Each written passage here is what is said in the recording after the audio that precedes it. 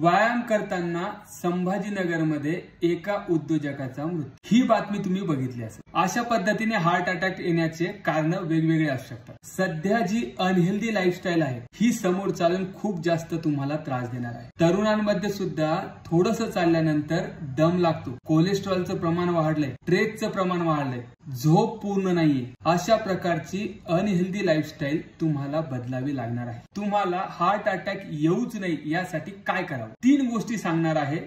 पहिली गोष्ट, दररोज व्यायाम करणं गरजेचं आहे। नंबर 2, तुम्ही काय खाताय याकडे तुमचं लक्ष असलं पाहिजे। डाएट हेल्दी असणं गरजेचं आहे। नंबर 3, तुमचं रुटीन फिक्स असणं गरजेचं आहे। तुमचं झोपण्याचा टाइम, तुमचा उठण्याचा टाइम, तुमचा जेवण्याचा टाइम हे फिक्स असलं पाहिजे। ह्या गोष्टींकडे लक्ष जर दिलं तर हार्ट अटॅक पासून तुम्ही दूर राहू शकता। तर ह्या गोष्टीकडे लक्ष द्या आणि हार्ट अटॅक पासून दूर राहा।